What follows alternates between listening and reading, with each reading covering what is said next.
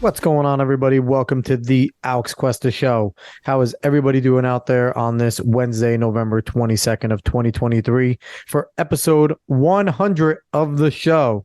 Yeah, 100 episodes.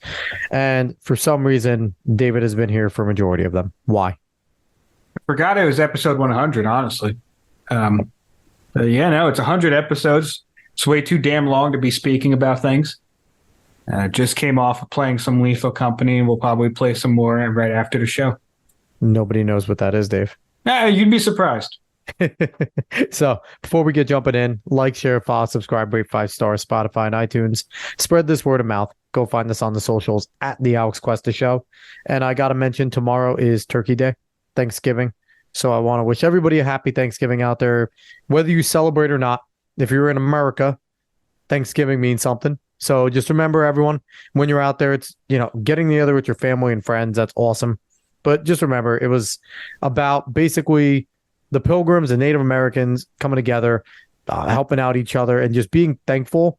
And it started off a lot more religious than it is now. But in the end, just don't take it for granted. Don't take it as just a day off from work or a day off from school. Because, a lot of people don't have days off from work either. Like, my wife, she's working tomorrow. But I digress. Enjoy the day. Have fun. If you're going out tonight, which you won't hear this until tomorrow. So, if you got arrested tonight, don't do that. That would suck. Don't do that. Don't drink and drive. Don't be a dumbass. Anyway, last week we had no guests. David and I just riffed and talked about a bunch of stuff. And this week, to celebrate episode 100, our guest is nobody again. It's just Dave and I. We're just going to talk some more. Pretty fitting that Dave and I will do episode 100 on our lonesome, having some fun, talking about a whole bunch of things. But Dave, somebody that we both enjoy, Eric July, Ripaverse, he has let out a new comic, Alpha Core #1, the campaign, reached $1 million. This is the third straight campaign that has reached $1 million. I saw him 1 and 2, both got $1 million apiece. Dave, this is the way you start to kick the doors in. This is the way it's done. You do good comics, you make good campaigns, and here it is. Are you going to get Alpha Core? Yeah, reach 10,000 buyers as well. I probably will. Usually I wait until the end of these campaigns to go and get something, because sometimes they add something or whatever if I'm going to get it from a campaign, but I most likely will. Yeah, there's a pretty solid bundle going on right now. You can get ISOM 1 and Alpha Core 1 for $35, and it's the ISOM cover C. Alpha Core, I think it's cover A, B, C, or D. You could choose. Mm-hmm. Or you can get the book bundle where you get ISOM 1, ISOM 2, and Alpha Core 1. So you can get all caught up, and that's $65. So pretty good deals. They're all graphic novel length. So you're getting 300 plus pages of content there. So I recommend, if you like comics, if you're a nerd, go out and get it, because Rip is doing some good stuff over there. They have some great people working on this stuff there. So definitely go check out Alpha Core, check out ISOM and things like that. But Dave, let's jump into our show. I think we're gonna be nauseated for a little bit. We're gonna have some fun, and then I don't know how the last one's gonna go. But we're gonna start off talking about the new Disney film, which, Dave, back in the day, that used to mean something good, right? Back in the day, the new Disney film coming out used to be like, oh, gonna be decent either way. You always thought it was gonna be okay. It was never gonna suck. It might not be your cup of tea, but You can appreciate the work and everything and the story. The new one is named Wish. And when I tell you, Dave, just by the trailer, I thought it looked fucking stupid. I was just not a fan. Just a quick synopsis. This little girl is I'm just gonna give you a mini, what I understand. David, you might have more, but basically this little girl lives in a kingdom that her dad created for people to live fair and free, and he has the ability to grant wishes. If I remember correctly, it's not her dad.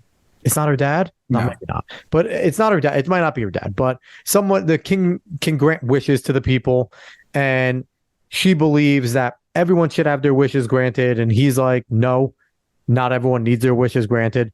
And she decides to become his apprentice, and before that steals his ability and grants everybody's wishes, and it looks like it becomes a clusterfuck of stupid from there. Dave, I haven't seen much outside of the trailer. You've seen some reviews and stuff. What are people saying about this this wonderful tale? Yeah, and I wouldn't even say it's reviews. I would say seeing people like just describe what happens in the movie. Yeah.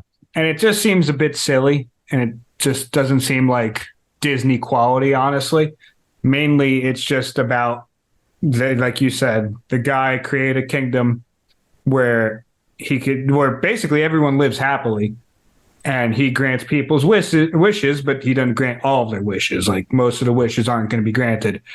And she has an issue with that.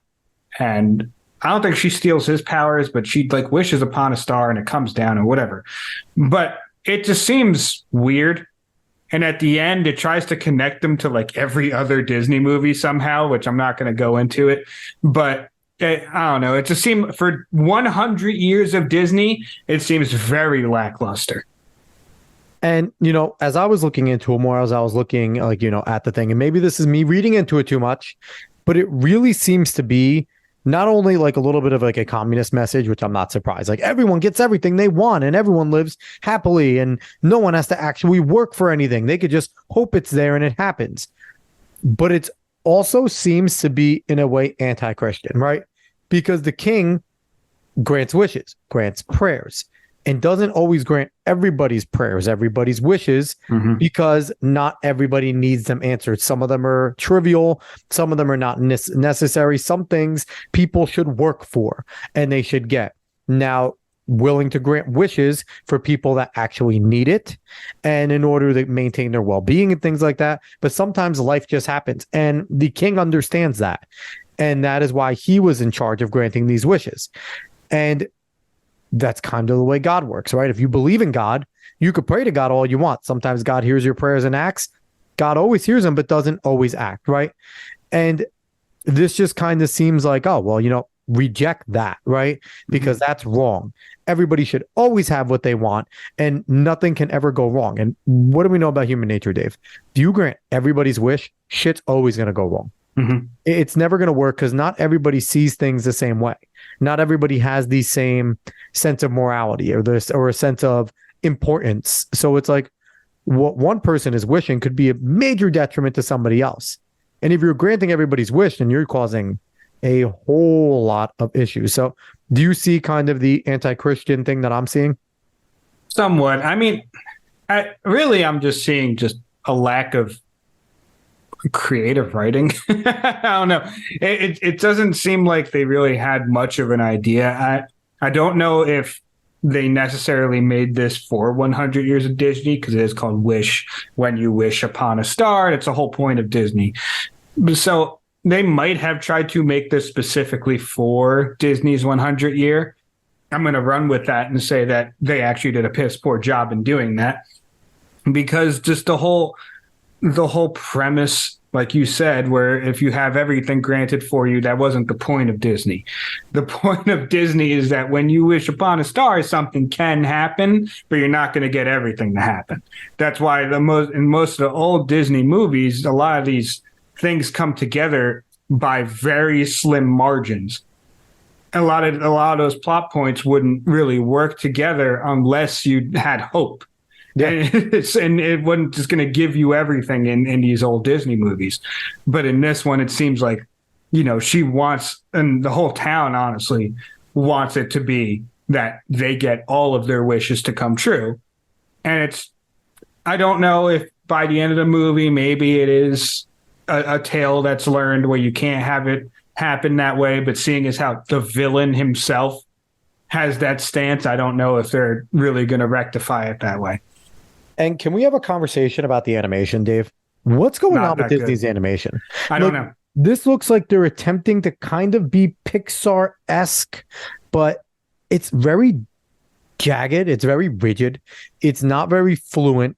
And it's like, honestly, since like Atlantis and Hercules and things like that, Disney's animation has not been, so it's had some good ones. Don't get me wrong. Some of them have been good and well done. But for the overall quality, like this switch seems unnecessary for what they're doing. And maybe if this is what we could look forward to, if this is like the start of like their new style, I mean, it's not, the shading doesn't look great. It kind of looks like, I think you said it to me a little bit ago. It looks like it's from a Disney short. Like it was like the animators like making a short and trying to make something fun. but this is a full-length movie. And I do have to say, it only has a 6 out of 10 IMDb, 47% Rotten Tomatoes. So, and that's the Rotten Tomatoes, I believe, is a critic score. So that's not great. The audience score gave it 82% so far. So, but I mean, the thing about Disney Pixar is that, I mean, me and you and a bunch of other people probably are more used to hearkening back to like Toy Story and other these classics. And obviously people can't sustain that all the time. Like those are high-end movies. The fact that Toy Story animation still stands up to this day is incredible. That's how much effort and how well they made that movie. But that doesn't mean it's always going to be that good. It just feels like for, yet again, 100 years of Disney, it should be better than what it looks like. And DreamWorks is kind of kicking their ass. Like Bad Guys looked great, and like all those those types of things have looked fantastic. So I much prefer what they're doing. Puss in Boots was incredible. So I much prefer what they're doing and what they're trying with a lot of like kind of like the stop animation like type of thing that they've been doing. And I feel like actually, if you want a movie about wishes, that's a genuinely great story about wishes. Puss in Boots: The Last Wish is absolutely incredible. And it's one of those movies where as a parent, as an adult, you could watch it and say, wow, that's genuinely a great movie. And how many more times is Disney going to go to the well with the rebellious child trope? I mean, we've seen it a lot, right? Mm-hmm. But let's just talk about their last few movies. Wish, obviously. Elemental. It's the little fire, whatever, bringing home the water boy. And that's like rebellious against her family. And then you have Turning Red or whatever it was, where she's against the tiger mom, which, I mean, a trope in itself. To talk about a woke company and then bringing in tiger moms is absolutely hilarious, the irony there. And it's like, we've seen this before, right? But Disney's going in the direction of, it used to be that the child would rebel. They would rebel against the parent and whatever the parent wanted, and then eventually would come around to see why the parent was doing what they were doing, right? Because Ariel, the Little Mermaid, main rebellious one, right? She goes against it. She goes to the world of the surface, gets tricked by Ursula. And as you see it, you're watching it. As a kid, you're kind of rooting for Ariel, right? But then as you get to more an adult, you're like, Triton was right about everything. She was absolutely naive. She had no business. And the thing is, in the end, she does come around. Yeah. Well, the thing is, she comes around, but Triton also comes around to the point of not every human is evil. Yes. You can try a little bit, but there's always going to be danger. So it's like the rebellious child learns why their parent is the way they are and understands their position, but they also are able to show that while being set in your ways, sometimes people need to go out and find out what's actually happening out there and whether or not they can break the mold in some way. It's a simple story. Coming of age story. Yeah, it's a simple coming of age story, and it's just one that's been throughout history. And which we're not seeing anymore, right? Because in Turning Red, she's right, mom is wrong, period. And that it comes out, the mom has to come down to her level completely, and that's it. And even in, Elemental, I didn't watch, but it seems like, she forces her family to accept him and whatever. And now in this one with Wish, the rebellious kid, I don't know how this one ends up, but apparently with the ending, she turns into a fucking fairy godmother. The fairy godmother is kind of like one of the core members of like the lore of Disney. It's like you have the fairy godmother, you have Jiminy Cricket, you have the star, like you have a few things that are just Disney, right? So she becomes that. Apparently the king becomes the mirror on the wall, which I wasn't going to mention any of this, but I'm mentioning it because it's stupid. The Asha has a friend named Star. Star becomes the star that is the one that comes down when she wishes becomes the star. It's kind of like for me, that tells me that nothing seems to be learned there. If she gets the ability to just grant things, maybe she does mature. Maybe she understands the king is like, here, I'm giving the power to you now that you've learned. You've seen your ways. I'm cool. I'm out.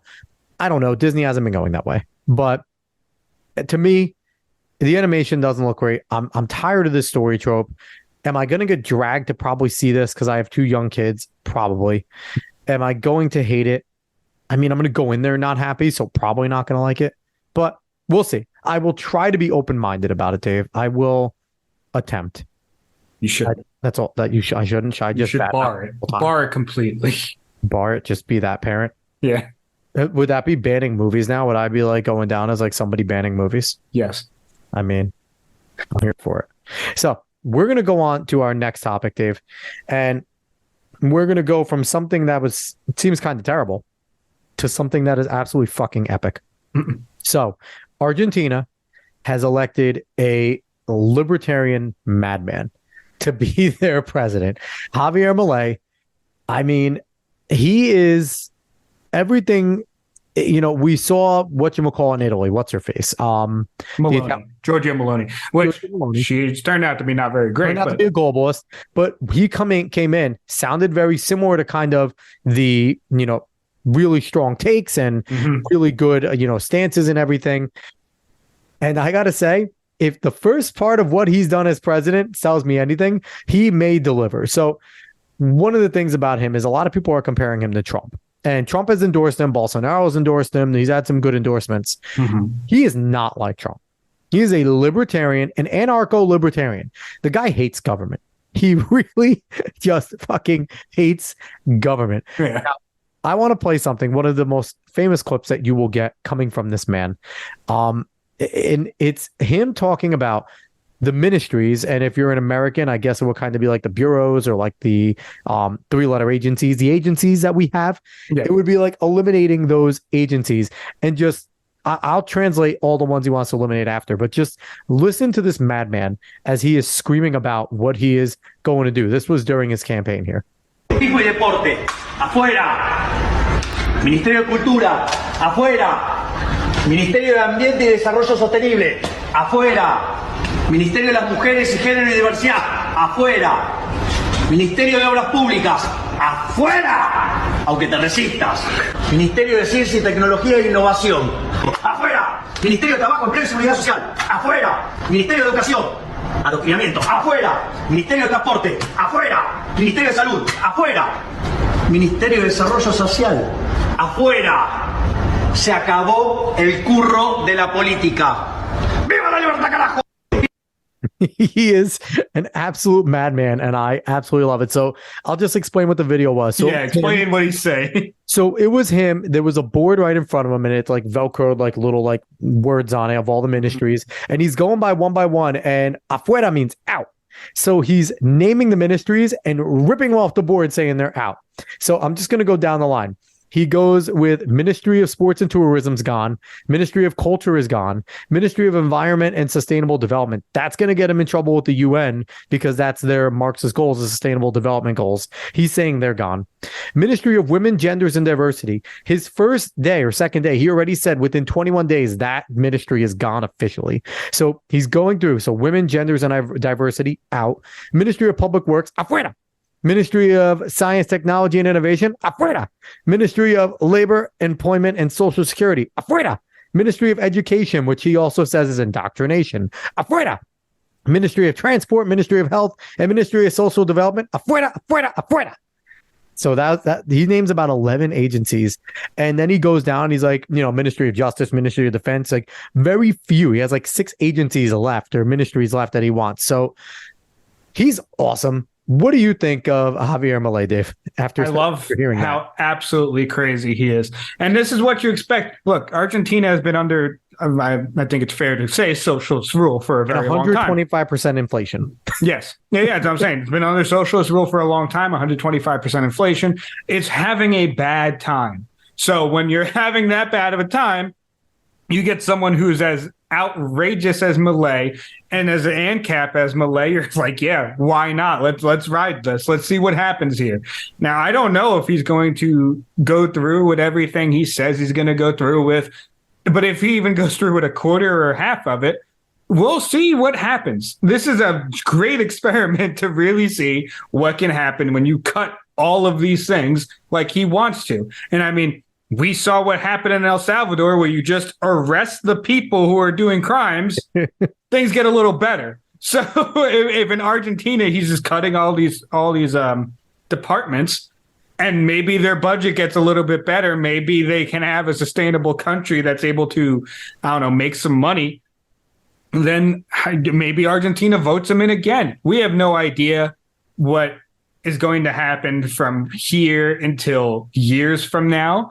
We have no idea what outside pressure might happen to him. We have no idea whether or not any of his policies will work. But I'm interested to see what's going to happen, especially when the country had really nowhere else to go but to go with him. And I love it. I love that they went with it. And there were a few contenders outside, before the runoff and everything. And each and every single person that dropped out threw all their support behind Milei, told all of their people. And he won, I think, by like 8 points, like 56 to or 54 to 46. So it was like a pretty substantial shellacking there. It was a very much a mandate given to him to do these sort of things. Now, he has some things that, he wants to get onto the American dollar, get rid of the Argentinian peso. But this is with stabilizing and then going to Bitcoin. His plan is to stabilize with the American dollar and then switch to Bitcoin, which we saw how it worked with El Salvador. And Bitcoin actually got a big jump when Milei took office because he's been a proprietor, somebody that, believes in Bitcoin. And like you said, they've been suffering. They've been under socialist rule. Now, anyone that's a history person, Argentina was a place during the Reagan time that people believed could potentially enter into superpower. They were doing really well. They had, a strong economy. They had a lot of resources, and they were moving. And like everything else that the socialists touch, that communists and Marxists touch, they got in and fucked everything up.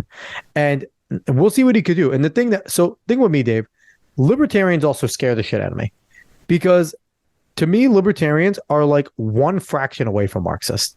They really are, because they go so far in a lot of their shit that they become very controlling in a lot of ways.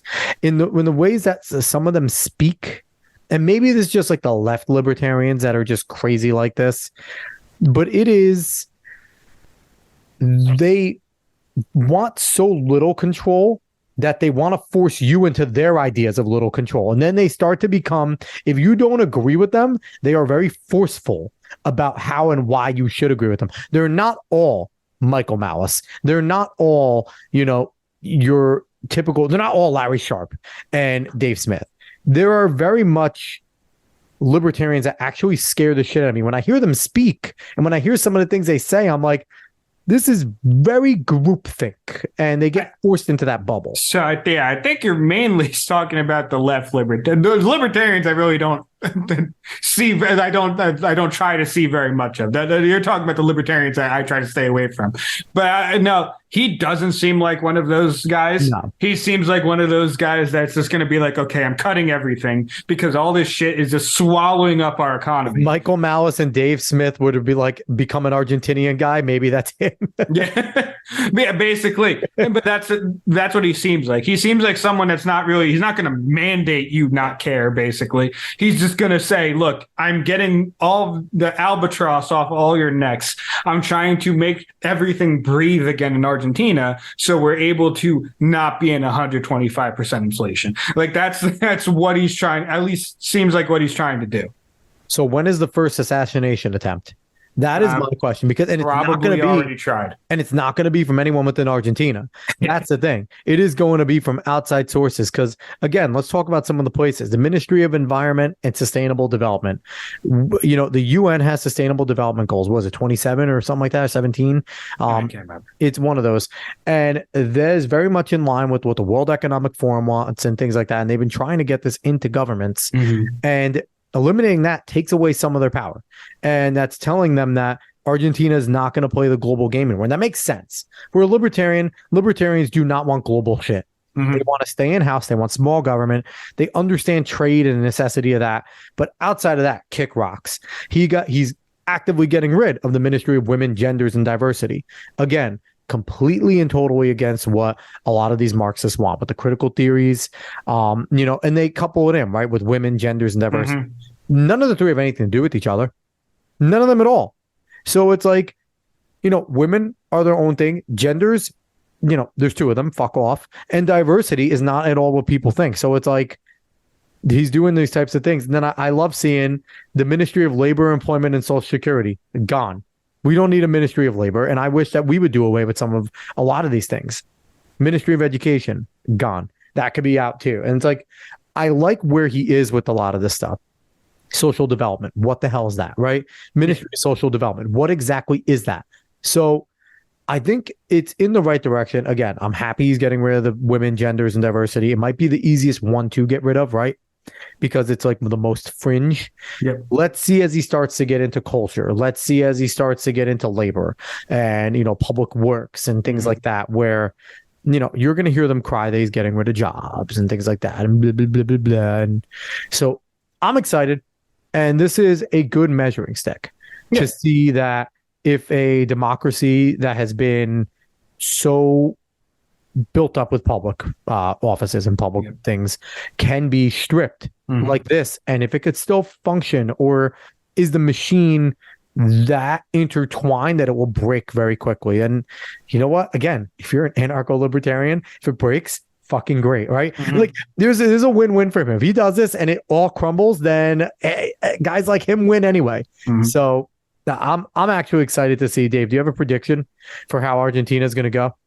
I think it actually goes surprisingly well. I think Milei actually does things that people like, and there's going to be a lot of negative press about it. Yes. I think that's exactly what's going to happen.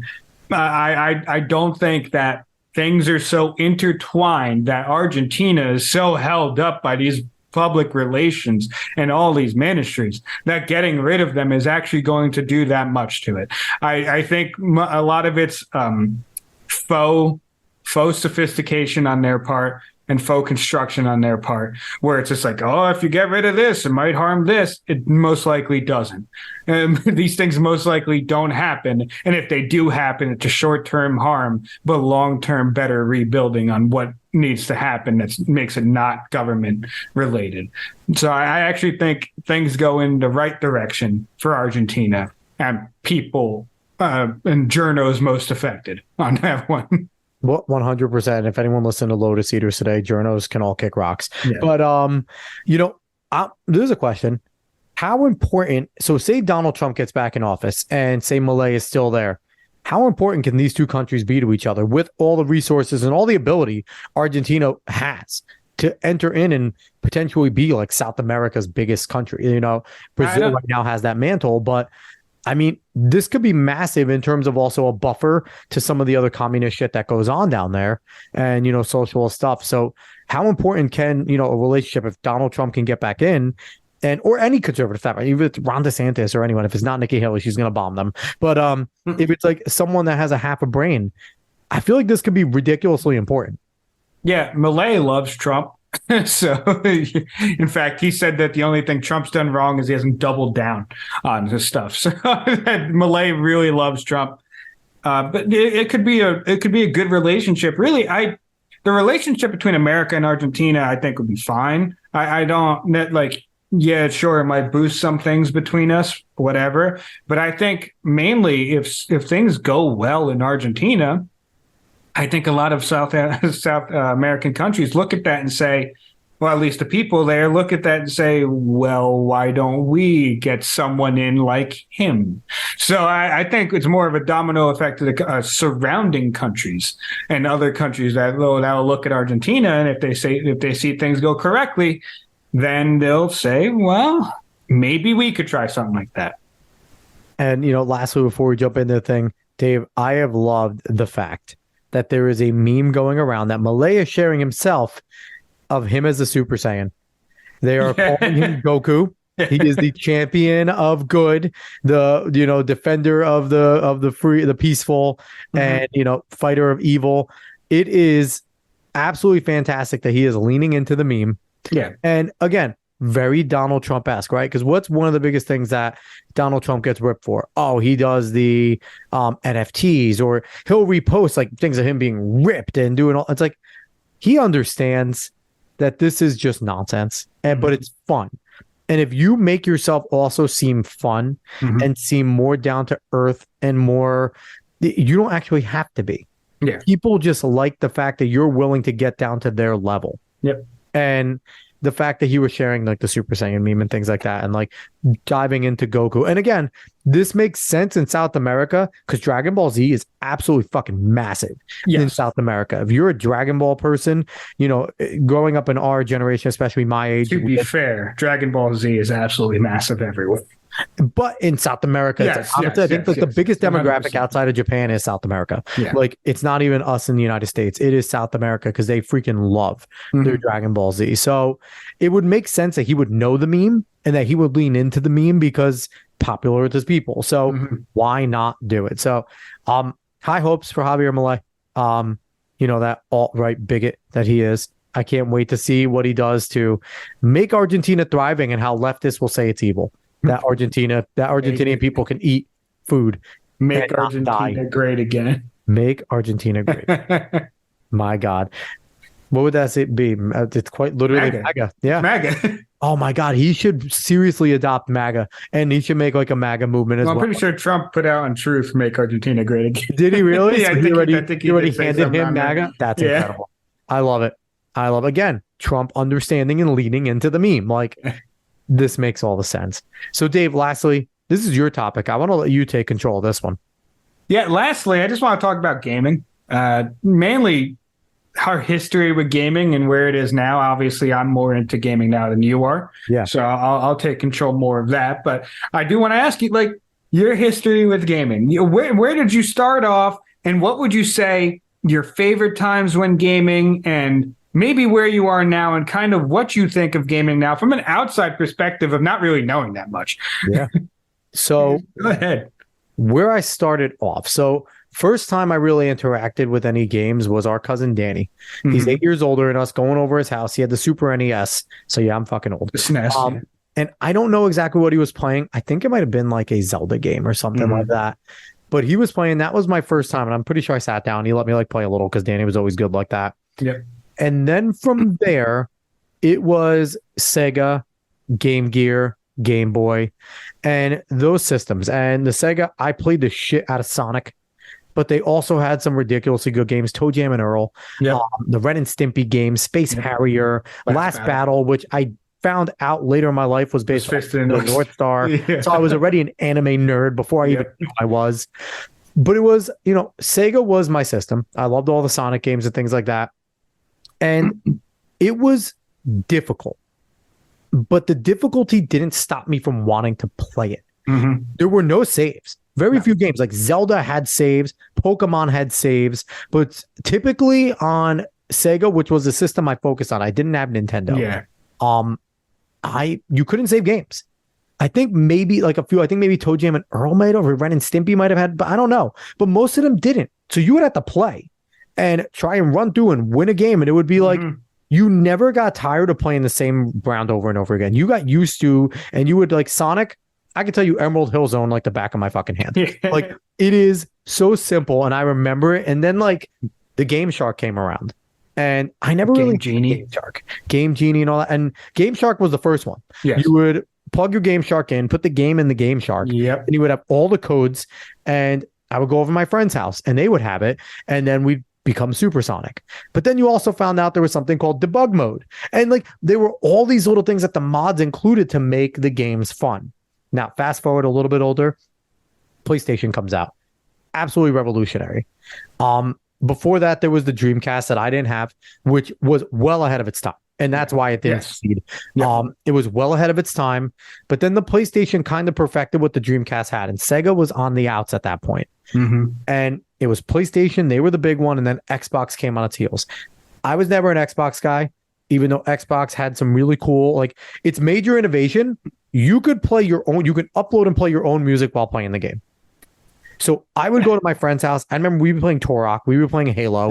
We'd be listening to fucking Yin Yang Twins say I as we're playing. Like it was really cool. But outside of that, I still always liked the PlayStation. And I remember our parents got it for me. And I don't even think you were born when I first got the PlayStation. Or maybe you were born at that point and just hogging my room. No, you weren't yet. When I first got the PlayStation, you weren't a thing. And I got a demo pack, a little demo disc, and I played the shit out of that before I got any real games. It was like 2 levels of the original Crash Bandicoot, a few rounds of Tekken, Jet Moto was on it. Like, I remember, Dave, the thing is, I'm not a gamer now. I was a gamer then, man. Yes, I know you were. Believe me, I know you were. So I remember playing that. And then I eventually got Jet Moto 1 and 2, Mortal Kombat Trilogy. Oh, I can't forget Mortal Kombat on Sega was incredible. Yeah. The blood and everything caused. You want to talk about Eminem causing controversy? Mortal Kombat caused the original controversy. The reason why there's an ESRB rating in games. Yes, is because of Mortal Kombat. Yes. They got to Sega. It was exactly the reason. Yep. Because it had the Sub-Zero spine rip. Yep. Yes, it was. That's exactly it. So we did that. And I remember actually Danny bringing his Sega to Nona and Nono's house one time, playing Mortal Kombat, and all of like the parents seeing it. And like our family was like, "Oh, that's fucking awesome!" Like they didn't care. Like he did like the Kano like laser through it, and like all of that, and it was amazing. So I got a bunch of games for PlayStation. Dave, I loved it. Like PlayStation was just, and Adele was great, where she allowed me the freedom to play, but she didn't fuck around. Things needed to be done. But I played a lot. Played Madden, NBA Live, a whole bunch of different games. And I have to say, NBA Live, if you want to talk about soundtracks and games, the first game to have amazing soundtracks was NBA Live. And man, just really, really good. But I mean, David continued. PlayStation 2. I remember getting it over at our house in Lakehurst. Metal Gear Solid 2, officially. Metal Gear becomes my favorite gaming series. But, you know, I'm leaving out so much. There was Need for Speed. There was Grand Theft Auto 3. Arguably started a revolution in gaming. Yep. Grand Theft Auto 3 pushed gaming to a whole new level. The open worlds were a thing. We didn't see an open world like Grand Theft Auto 3. You could walk around. You could kill anybody. You could have sex with hookers. And you were working for a mob boss. Yep. And and again, I'm in 6th grade, playing Grand Theft Auto 3. And all these games, and I mean, Dave, back then, it was easy to get engrossed in a game. The stories were good. And I keep going back to this. They were difficult. There were very few easy games. You had easy modes, but the games were hard. And PlayStation 2 was the first time I got a hold of God of War. God of War was a whole new level. So good. Because God of War was the game. The fighting was already different. If you played Devil May Cry, you were and Ninja Gaiden, you were familiar with this style of gameplay because it was a lot of like chain, but it was different because of the length of the weapon that was used. And the fact that you were walking in and you were pretty damn strong from the get-go. And the combinations with the pressing the buttons, that was brand new. If you wanted to like do like a kill shot, you had to do the buttons at the right time in order for Kratos to do the things. Or the QTEs, And the QTs. But then also you had the puzzles.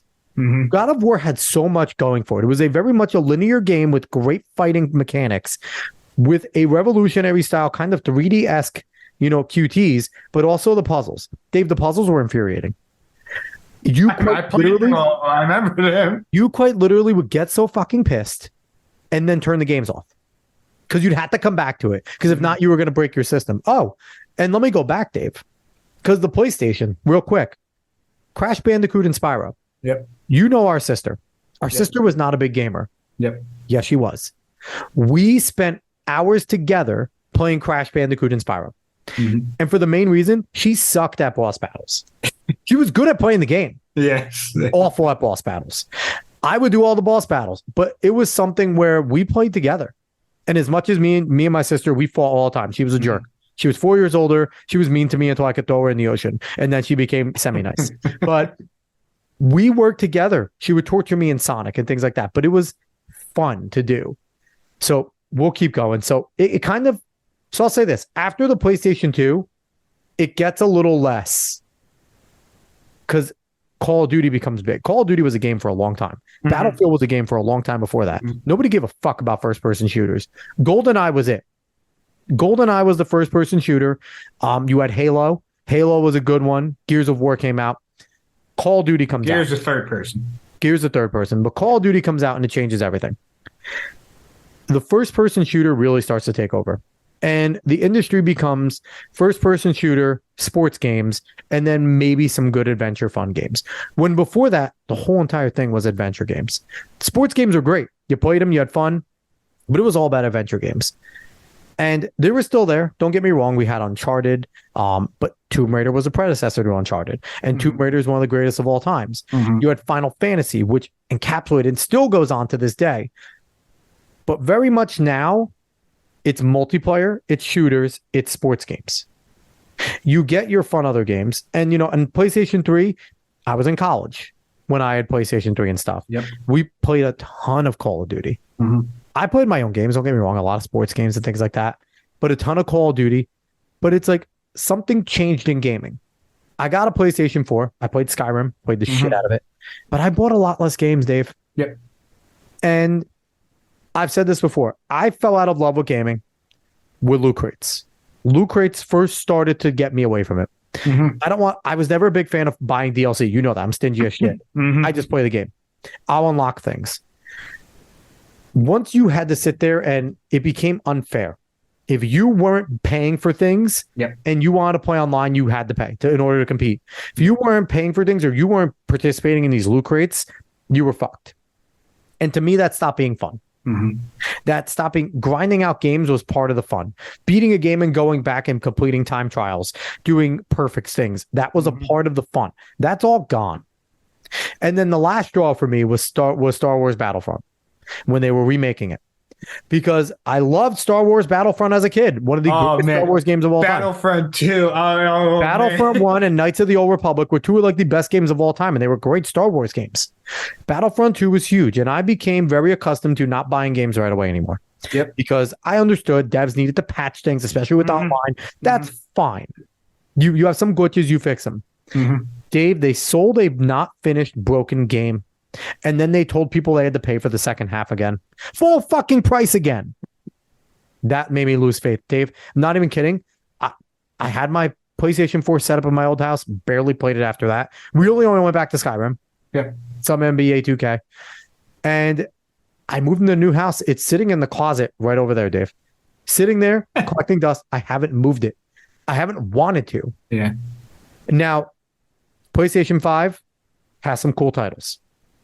Particularly Dragon Ball Budokai Tenkaichi's coming back. A lot of the fighting games, MK1 you talked about, Street Fighter, all that stuff. That excites me. It seems really good. It might make me buy a PS5. But then again, I don't have time. And I know a lot of people in my generation find time to play their games. That's part of their life. Like their kids understand it, their spouses understand it, things like that. But with podcasting, with all the things I like to do, that's the thing I chose to force out was gaming. And be honest, it's fun to talk about. I like hearing about it, but I don't miss it. I don't miss gaming. It's sad. It was a huge part of my life for a long time. I don't miss gaming. And right now it seems like the AAAs are slowly starting to figure shit out again. They're trying to be better. You have some things like that seem to go left and right, like Baldur's Gate, everything's trying to fuck you. That's weird. You got Starfield, which has some woke shit in it. Spider-Man has its woke shit, even though Spider-Man is probably like the runaway game of the year, but some of the stuff maybe doesn't. Baldur's Gate's runaway game of the year. I think it's going to be close. It'll be close, but yeah, it doesn't make me want to come back yet. There's nothing about this outside of maybe wanting to play Dragon Ball again that makes me want to come back, and it's sad. So that was my history of gaming, kind of truncated. I like that. I'll go through mine very, very quickly. Yeah, sorry, I took a long time. I actually started with the Genesis as well, mainly because that's what we had at the house, and that's what I got used to playing. I remember actually Jeopardy on a Genesis, funny enough. Yes. I remember that specifically. But a lot of my gaming history really goes through watching you playing video games. It's no wonder why I'll watch Let's Plays on YouTube because I'm so used to it. Really quickly, that wasn't for lack of asking David if he wanted to play. David would just prefer to watch. I preferred David watching. told me, no, it's okay. I'd rather watch. You're good at the games. So I would ask David, you want to play? And he'd be like, no, I'm good. Yeah. I would enjoy just watching the games and watching them being played. But of course, I played a lot myself. I actually there was once I started playing a lot more, I got my own consoles. I had a GameCube, I had a 360, and actually right after the 360, I went right back to PlayStation. But the shit out of that GameCube. Oh, 100%. Oh, I love the GameCube. I love the 360. Both of them. They were great. Had a lot of fond memories, especially with my friends. I played a fucking Left 4 Dead 2 is one of my favorite games I've ever played. I mean, just how much fun you could have with people just playing through that game. Of course, my favorite franchise is BioShock. Not a surprise why I like a lot of single player games. Yep. But going to now, obviously, I still game a lot, and you've heard it on the podcast before, and I've said it a lot to you, that I mainly play games off the Steam store that are more indie and not AAA. And there are some AAAs which I don't mind either picking up or having some interest in. Like, obviously, I got Mortal Kombat 1. Yeah. And I'll play that. But most of them I don't necessarily care too much about. Like, I played the first Spider-Man that came out, and I loved it. I thought it was really good, but I had no real interest in Spider-Man 2 for no exact reason. It just didn't interest me. I've been told to get Baldur's Gate 3. I heard how damn good it was, and I might at one point. But for right now, it doesn't interest me as much as playing some of these other games that you could just find on Steam or you could just find somewhere and just play them. Now, of course, I have a computer now. I have a gaming PC, so I'm not on console as much as I used to be, but I'll shift around to the Switch. I'll still play my PS4 from time to time. And going back to some of the older games, and you really touched on this with what you were talking about, you seem to get more content in the older games than you get in newer ones. Yes. Now, one of the games that actually goes against this, I would say, seems to be Baldur's Gate 3. You seem to get a lot of fucking content in Baldur's Gate 3, which is awesome. I've heard people say they put hours and hours and hours before really even doing like the first couple missions. It's like D&D and freaking... Yes, well, it is D&D. Yeah. It is D&D. But that's the thing, is that game, that's why I'm saying that game's run away. But a lot of games, a lot of older games, you got complete game, not even just complete games, but you got a ton of side content as well. Because I've played a bunch of new games. When they came out with the remastered Crash and Spyro, I 100%ed every single one of those. I went back to them and I played all of them again and I relived. And they're hard. Oh, and they're still difficult. Well, Spyro, not so much. But Crash is still fucking difficult, especially the first one. And I love it. And I love every single part of it. I will say this, there is still effort in some big gaming, because I'll give Fortnite this. I played Fortnite like the first season. I played a decent amount of it. Not a lot. It wasn't exactly my cup of tea. But Fortnite, they keep putting new things in there. They keep trying new things. They keep putting in effort to do things. I mean, I saw them age restrict skins, which is stupid. Believe me, they make dumb decisions. But they're still trying to put more and more and more into the game until it's a free game, which is awesome. They must get they definitely get a lot of money from people buying things in there, but it's still a free game and they're still putting a ton of You don't have to buy a damn thing to play it. Exactly. And bringing it up to Battlefront, I never got the first Battlefront. I actually did end up getting the second one on sale. Really good. PlayStation Battlefront, the first one's really good. The new ones. Balls. The new ones. I ended up getting the second one on sale. Yeah. But the one thing that I recognized missing, and it's a big thing, is the Conquest mode, which I remember sitting there with my cousin playing Conquest mode over and over and over again in Battlefront 2. And now, there's something multiplayer is a ton of fun. I just got done playing multiplayer on my computer before coming on this podcast with a non-AAA game. But there is something lacking with local couch playing with your friends, because those are the days, man. And anytime I'm able to do it, I love doing it. like anytime I could sit down and play a game right next to someone, whether cooperatively or against each other, is always a blast, and I'll always want to keep doing that. But I got to give it to a lot of newer stuff. I mean, you could see it in a lot of newer games. They learn a lot from these older games, especially the non-AAA devs. They learn a lot, and you want to look for complete games, look at those. They'll give you a complete game for not a lot of money. And I love every aspect. Thank God for Valve making Steam. Yes. Honestly. Yes. They're incredible. Honestly. Yeah. But I mean, obviously I went through my history games very, very quickly, very succinctly.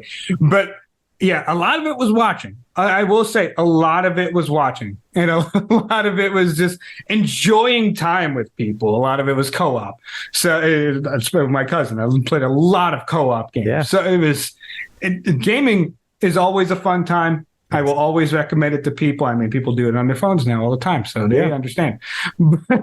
But I don't know, just going through the history of it and going through what it used to be to what it is now is incredible, because now it's a huge industry. It's the biggest industry, entertainment industry by far, by a long not shot. Even close. But the best thing is that I would say the barrier to entry of actually making a game is really not large. It's probably the least amount out of almost any other thing in entertainment, other than maybe writing.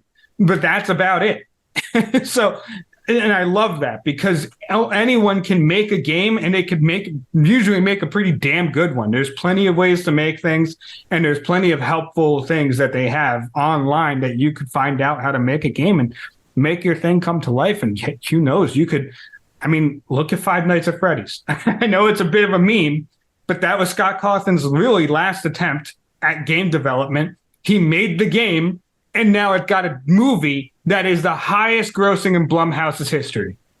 A spoof on Chuck E. Cheese. Yes. A horror spoof on Chuck E. Cheese. Yes. Incredible. Incredible stuff.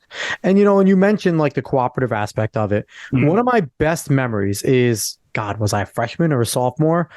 And I was friends with some of the juniors and seniors. Now, I had the benefit of my sister being fresh out of the school the moment I was a freshman, but we would leave school randomly with some of the juniors and seniors, like 10 of us, go to a friend's house, everyone bring their TVs and their Xboxes, and we would do local Connect Halo-thon. Do a LAN party. LAN party. Yeah. And the kids right now listening is like, the fuck is that? You would connect all your TVs together, and you would sit there and you would play local through connections of wires. And it was an absolute blast. Now, I suck at first-person shooters. I've never been good at Halo. I suck at Call of Duty. Like, I brought my PlayStation 4 to school and my PlayStation 3 with Call of Duty World at War. And when I tell you, my favorite Call of Duty, easily the best one. Out of all, I'm playing all of them. I love a lot of them. World at War, at least memory-wise, I had the most fun with World at War. Yes, and the thing is too is like, I suck so bad they wouldn't let me play my own game online because my KD, I would bring down the house KD. So I was that bad. I wasn't allowed to play my own game. So I told them, fuck off. You guys have to buy all the stuff you want. So they would end up buying all the maps and everything, which was funny. But yeah, no, it was. And the thing too that pissed me off, I probably would pick up Call of Duty games if they still had campaigns. They got rid of one of the fun parts to me. They have them, but they're not exactly the greatest. Which sucks, because one of the fun parts to me was when they would actually like make the war real, right? Put you in a war and you would have to complete missions. Now, were they hard? Not really. They weren't very hard. Did they have dumb stories? Yeah, you'd had some dude like with a bad Russian accent pretending to be like, but it was the purpose of these games was to feel like you're a part of a war. And I get it, like you're playing, like the online stuff is really taken over. But for me, I guess because I suck at online play, I like to play the stories.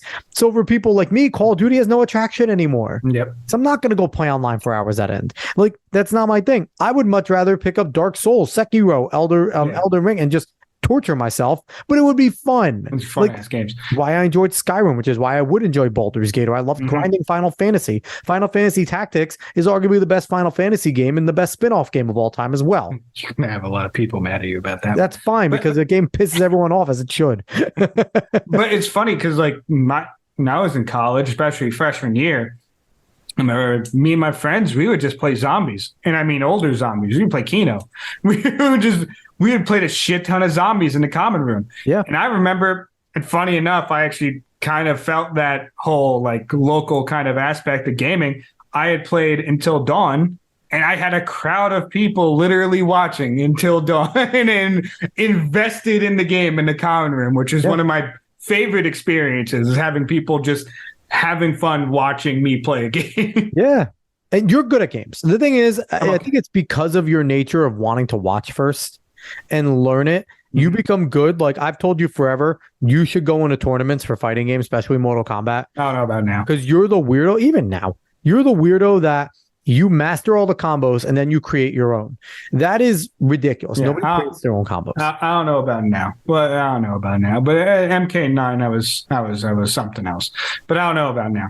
Either way, I wanted to take this walk down gaming history because I heard some talk about gaming in another podcast I was listening to, and I was like, you know what? This would be fun to talk about.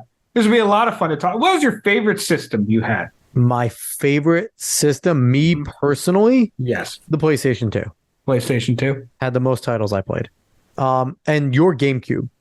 I was going to say, thinking about it, for me, I love your GameCube. It might be the GameCube, which is crazy. Pokemon Coliseum, my favorite Pokemon game of all time, which we found out was Dragon Quest was behind that. Ex-Dragon Quest devs, yes. Ex-Dragon, which makes sense because Dragon Quest is amazing. Yep.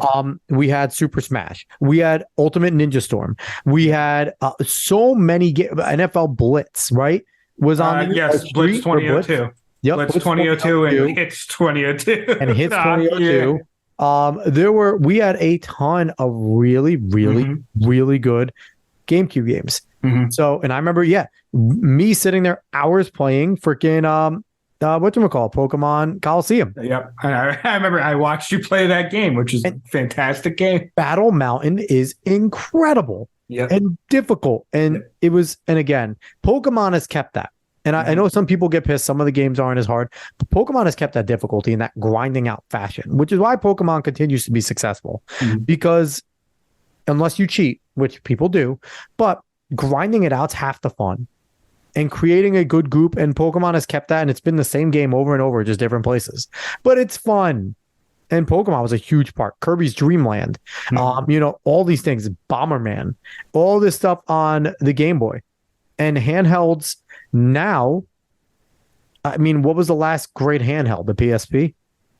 I guess technically the Switch. The Switch is a handheld. It's a console. It's a console, but it's also a handheld. I know they're doing the console handheld, and then also PlayStation's doing their stupid PlayStation Which handheld. is getting surprisingly good reviews. But you have to be near the console. You can't leave. It has no online functionality on its own. I don't know. I guess it's cool. You could just sit on the couch and play and just look down. It's like it's treating it like a phone. But I mean, I used to love the Game Gear was revolutionary, Dave. I don't think people realize how ridiculous the Game Gear was. Where Game Boy was just making a dumber down version of Nintendo games, which were already just 16-bit. Yep. The Sega, the Mega Drive was 32-bit. Yep. They would bring almost 32 bits of power to a handheld. Now that thing used to get fucking hot. It used to get hot, and you used to have you can get other batteries to put in, but it was you could play a full Sonic game perfectly on a Game Gear. You could play any game basically that was on the Sega at the time on a Game Gear. That's incredible. They were able to port a full console game onto mobile. I don't think they could do that anymore. I don't think they could do that with the power that they put behind games. And again, so for me, maybe I'm an old fuddy-duddy, but older gaming was superior, which is why you see people going back and you look online. What is it? No one's trying to speed run a new fucking game. They're trying to speed run Streets of Rage. They're trying to speed Mario 64 speed runs. Mario 64. And we watched whatchamacallit, what I tell you, Contra, our buddy Stuttering Craig. Yeah. One of the first things he did on side scrollers when side scrollers came back was he speed run freaking Contra, one of the hardest games of all time. And again, there's something to it. There's something to the value of old games and why that, when they bring back these old packages, they sell. Metal Gears, the Metal Gear trilogy. Oh, fantastic. All the old packages sell. I mean, you even have they even had just the little SNES things that recently came out, like the SNES one and the NES one, where you could buy it and you could plug it up to your TV and you had all these old games. Yep. I mean, I'm surprised I didn't get it yet, honestly. But yeah.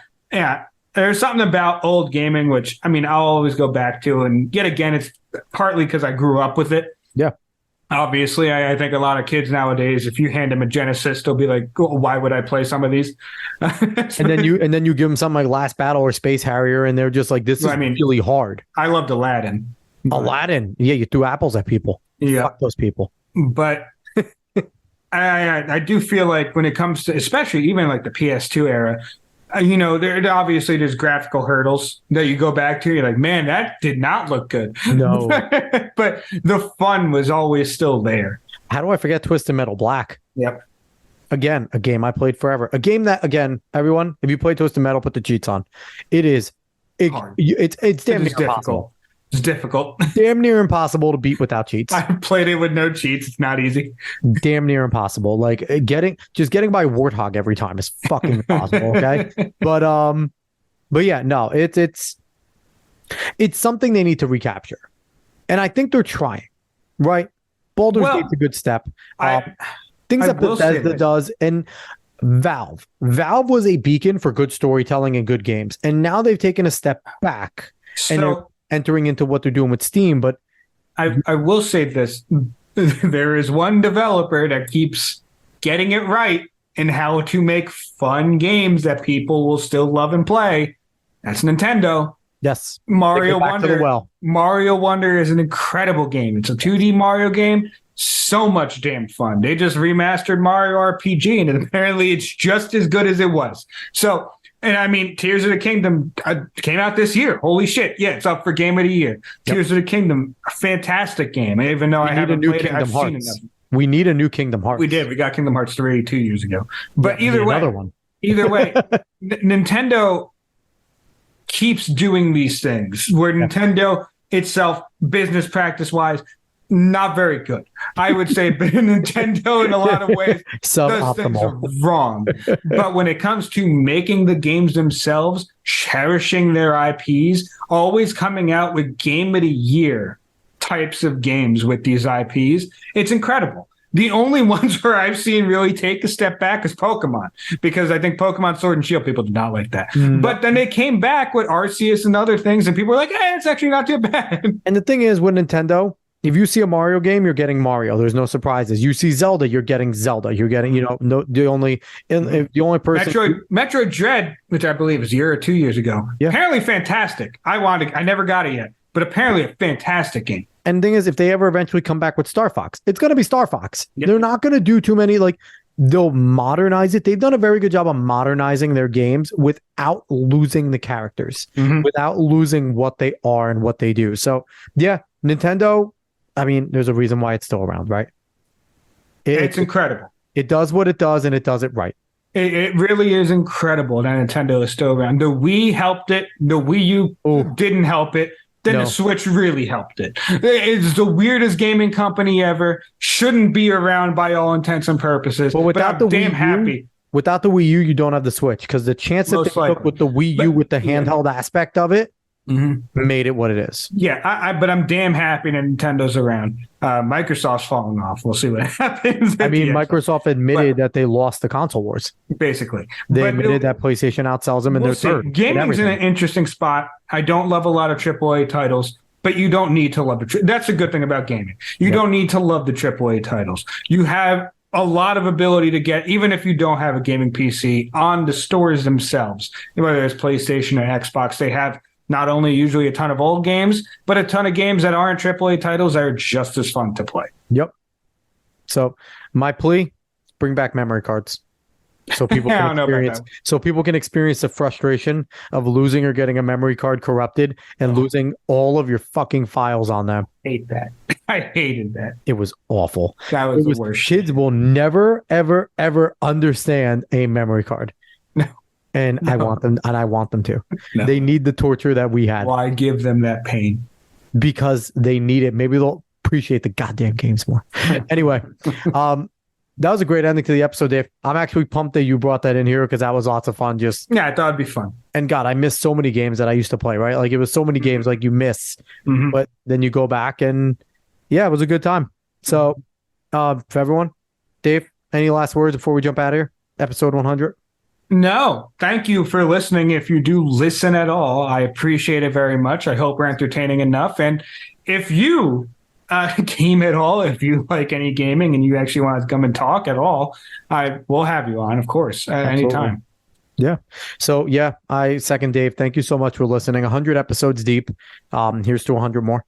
And, thank all of our guests. I know we haven't had one in a few weeks, but thanks to all of our guests that have come on. Yes.